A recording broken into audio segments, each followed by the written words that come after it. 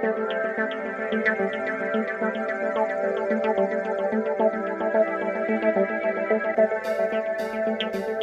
þið sæl. Ég ætla að segja ykkur aðeins frá því hvað við hjá Alcoa erum að sýsla varðandi nýsköpun, hvernig við stöndum að nýsköpun og hvernig við sköpum umhverfi fyrir nýsköpun. Það einkum kannski þrennt sem að ég mun koma inn á. Ég ætla að segja ykkur aðeins frá Alcoa, frá fyrirtækinu. Ég ætla að nefna ykkur dæmi nýsköpun sem að fer fram hjá fyrirtækinu og síðan hvernig við sköpum það starfsumhverfi sem að örvar nýsköpun. Áliðnaðurinn kannski iðnaður sem að ekki allir tengja við nýsköpun en við höfum áhuga á því að breyta því og ég boða nýja sýn og tekst vonandi að sýna ykkur eitthvað það. En fyrst aðeins Alcoa Fjarðaál. Fjarðaál nýjasta álver Alcoa og það var gangsett á tímabilinu 2007 til 2008 þar sem að fyrsta kerið var gangsett í apríl 2007 og það síðasta í apríl 2008. Fjarðaál var fyrsta álverið sem að Alcoa byggði á 25 árum og í því var þá nýjast tækni og einnig nýtt skipulag sem að sett var þar upp, nýtt svona stjórnskipulag. Hjá Alcoa í dag vinna 480 starfsmenn, þar af eru 90 háskólamenntaðir starfsmenn, en daglega hafa 800 starfsmenn atvinnu sína af álverinu því að við notum undirverktöku í mjög ríkum mæli og það á bæði við iðnaðarfólk og verkfræði þjónustu sem að við kaupum bæði í nærsamfélaginu og víðar. Þarna kemur fram líka hlutfall kvenna hjá Alcoa Fjarðaál 24%. Það nokkuð sem að við erum stolt af en viljum þó gera enn betur því að við eigum okkur jafnréttis áætlun sem að gera ráð fyrir að helmingur starfsmanna séu konur. Við framleiðum árlega 350.000 tonn af vörum og þar af eru 40% í svokölluðum virðisaukandi vörum í melmi og vír. Á myndinni sést þarna okkar einfaldasta framleiðsluvari lengst til vinstri í hráálskleifum en annað eru melmi og vír. Melmi eru álblöndur þar sem að íblöndunarefnum blandað í álið til þess að styrkja það og gera það hæfara í ýmsan iðnað eins og til dæmis flugvéla og bílaiðnaðinn.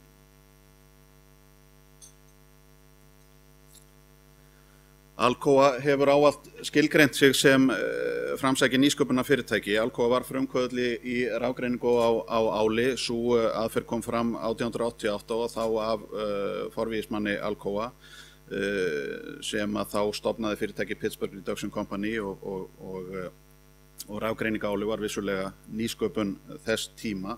Nú síðan þá hafa orðið miklar framfarir. Það hafa verið stöðug þróun í framleiðsluferli áls og einnig í notkun áls. Notkun áls í bílaiðnaði hefur stöðugt aukist og kannski tækifærin núna síðustu ár hafa legið í miklum vexti í byggingariðnaði og þá einmitt með þessum melmum sem ég nefndi áðan sem að við erum að reyna að auka okkar framleiðslu hlutfall í.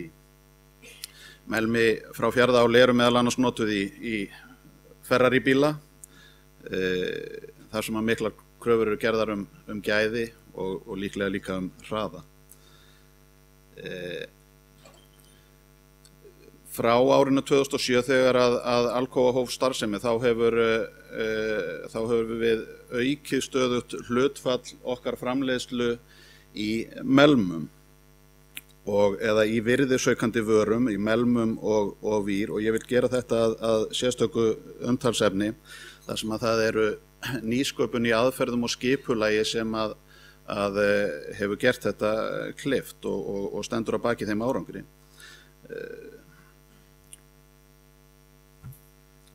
Fjarðaál hefur ferlamiðað skipulag og þar sem við leggjum mikla áherslu á hönnun framleiðsluferla og agaða framkvæmd á ferlum, og við leggjum líka áherslu á straumlínu stjórnun eða lean aðferðafræði, þar sem að Alcoa Business System eða ABS stjórnkerfi Alcoa sem að byggir á þeirri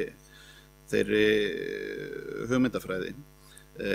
Lean eða ferlamiðað skipulag ekki uppfinning Alcoa eða Fjarðaáls, en ég verð að segja að innleiðing þessara hugmyndafræði hjá stóru svona greenfield fyrirtæki eins og Fjarðaál hefur tekist afar vel, og í gegnum þessi stjórntæki að þá okkur að takast að bæta árangur ár frá ári, að auka okkar hlutdeild til dæmis í virðisaukandi vörum með stöðugum umbótum, með litlum breytingum ár frá ári sem að safnast saman í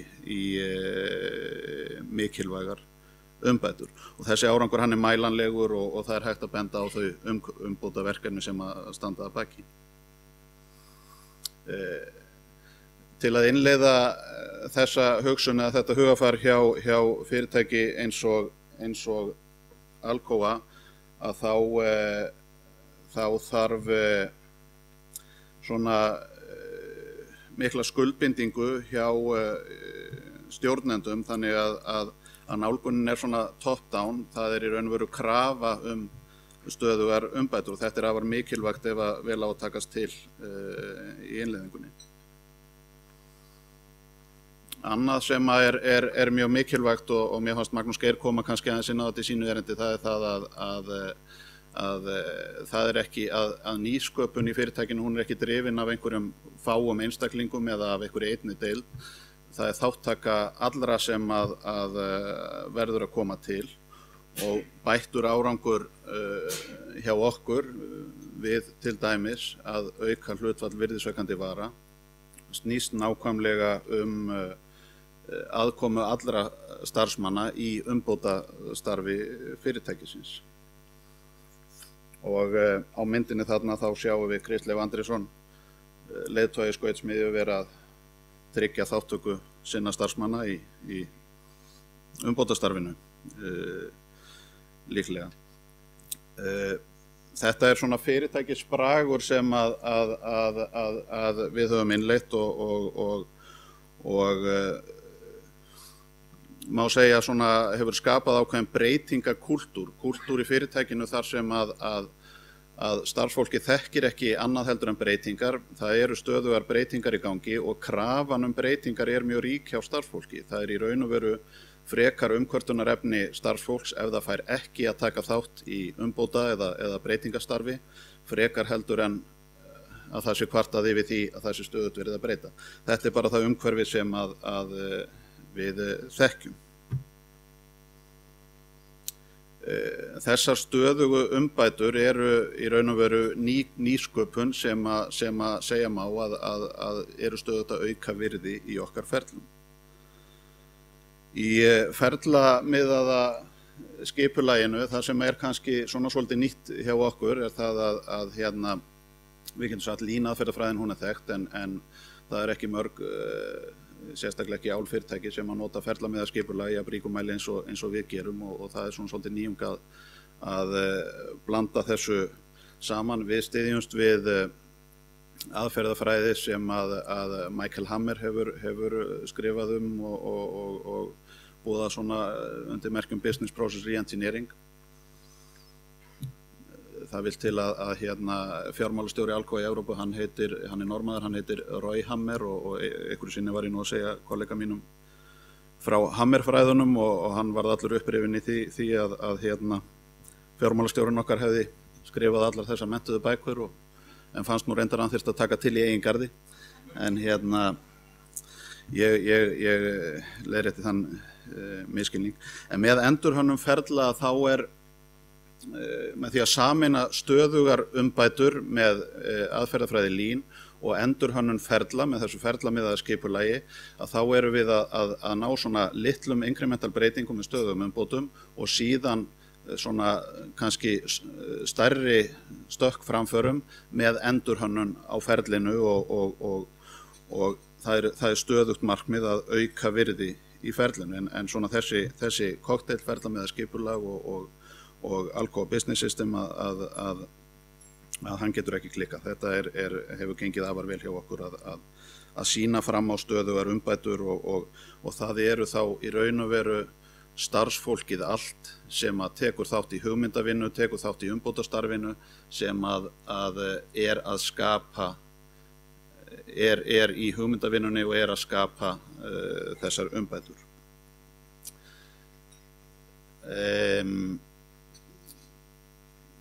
Það var frábært erindi hérna frá Davíð hans hugbúnaðarfyrirtæki og hérna í samanburði, svona þessum samanburði álfyrirtækis við hérna hugbúnaðarfyrirtæki, svo við tala nú ekki um leikhúsið að hérna þá okkar ímynd kannski svona því miður frekar lúðaleg en hérna við viljum gjarnan breyta henni og gera það með upplýsingagjöf og koma því á framfæri sem við erum að gera. Og það var svona svolítið skemmtilegt heimsókn sem að ég fekk einhvern tímann einmitt frá ágætum manni sem rekur hugbúnaðarfyrirtæki og hann var að kynna sér svona okkar stjórnkerfi og hann hvatti mig með þeim orðum að það hefði verið mjög gaman að sjá hvað við værum að gera. Hann hefði nefnilega aldrei ímyndað sér að álfyrirtæki gæti verið cool. En það var hans upplifun eftir að hafa heimsótt okkur á Reyðarfirði og hérna þessu hefur svolítið lifað á. Nú yfirskrift þingsins stjórnun nýsköpunar og ég búinn að vera að tala hérna svona það starfsumhverfi sem við sköpum í fyrirtækinu. Nýsköpun hún verður til með hugmyndavinnu starfsfólksins og það aðkoma allra sem ákaflega mikilvæg í því sambandi.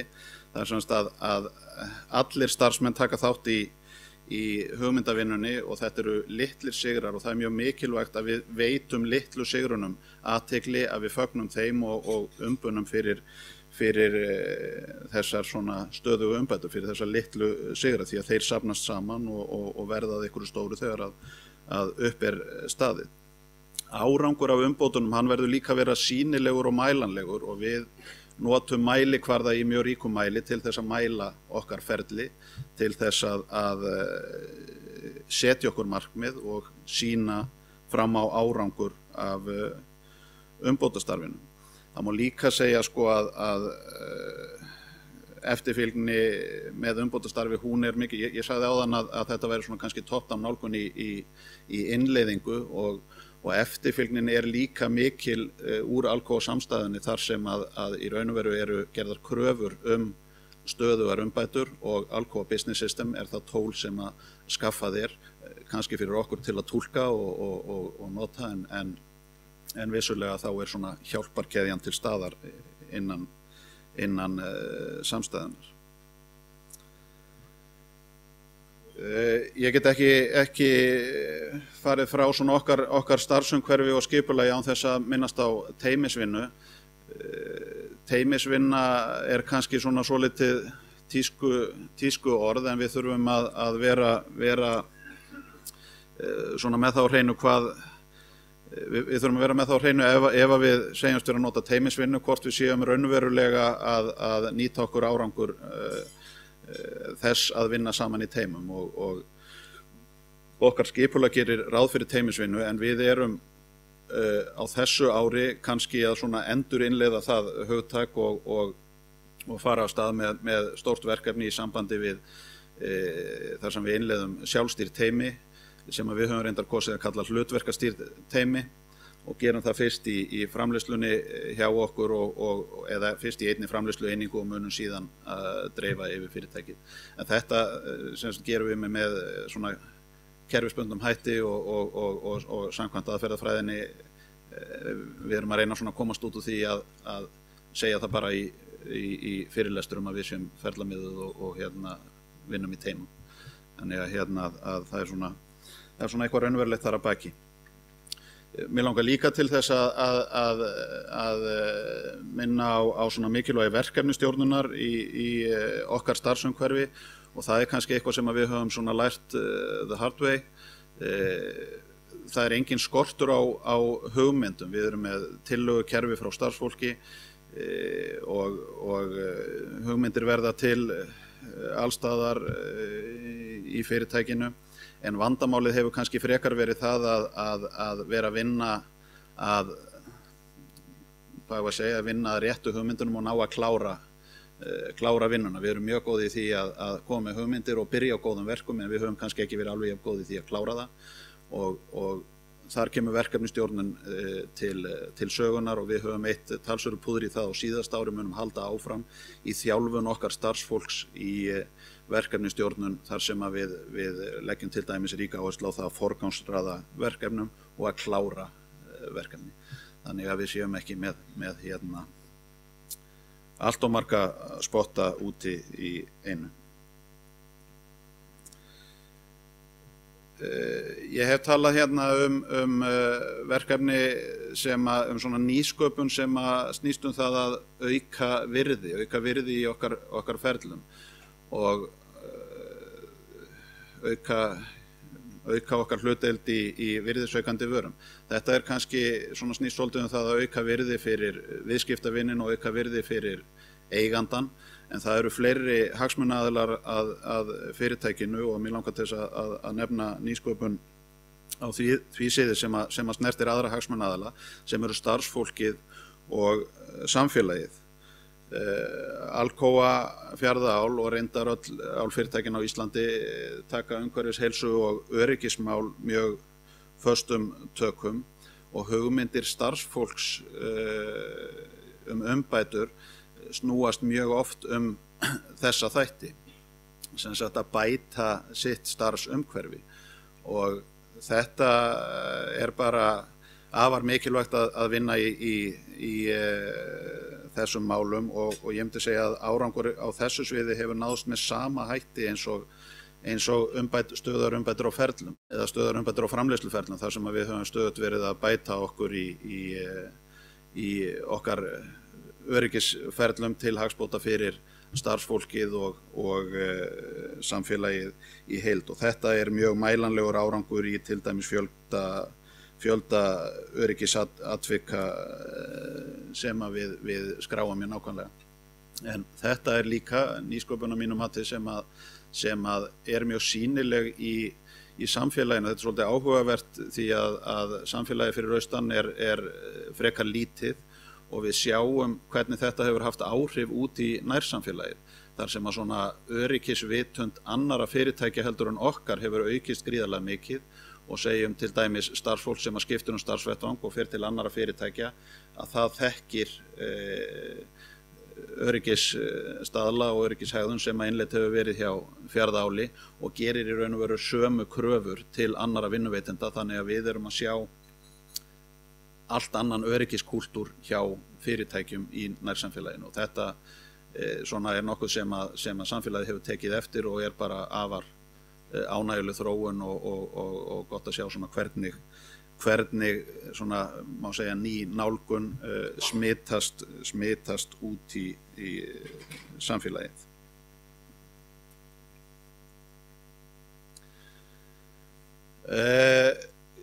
Ég er nú búinn að stikla á stóru svona þetta sem að svona þessa tegund nýsköpunar sem að snýst umbætur á aðferðum, en ég gæti nefnt mjög mörg dæmi. Sko, verkfræðiþjónusta á Íslandi er í mjög ríkum mæli fyrir stóriðjuna, fyrir áliðnaðinn, og þar hefur orðið mikil nýsköpun. Ég getur nefnt dæmi fyrirtæki eins og HR-VAF og VAF-HE. Þetta eru fyrirtæki sem eru að þjónusta áliðnaðinn og flytja út sína þjónustu, bæði vörur og þekkingu. Þetta er svona afar mikilvægt spin-off við þennan iðnað. Ég get líka nefnt nýsköpun í orkuiðnaði sem að tengist þessum fyrirtækjum órjúvanlega og líka útflutningsvara hjá Íslendingum. En mér langar kannski bara að síðustu að nefna áhugaverð verkefni sem að eru í gangi og snerta framtíðina hjá okkur. Alcoa í forystu þróun á tækni í framleiðsluferlum í áli sem að kallast inert anodes. Rafgreining á áli, hún verður til við það að skautum eða rafstraum hleypt gegnum forskauts og bakskauts og þessi skaut eru úr kolefnum. Og aukaafurðin eða útblásturinn frá álveri er þá í ríkum mæli brunin á þessum skautum eða CO2. En nú er verið að þróa nýja gerð af skautum sem að notar ekki kolefni, heldur svona nokkuð skoðan keramikefni og þessi skaut þau brenna á mjög löngum tíma. Eitt skaut sem er 900 kíló þyngd, það brennur í dag kannski á 25 dögum.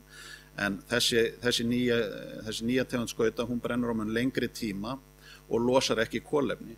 Og útblásturinn eða aukaafurðin við þannig rafgreiningu verður þá ekki lengur CO2 heldur O2 eða súrefni. Þannig að við eigum eftir að sjá álver í framtíðinni þar sem að útblásturinn er súrefni. Og það er að sjálfsögðu afar ánægjuleg þróun og ég fullyri að við eigum eftir að sjá kerskála innan næstu 10 ára sem að nota þessa tækni.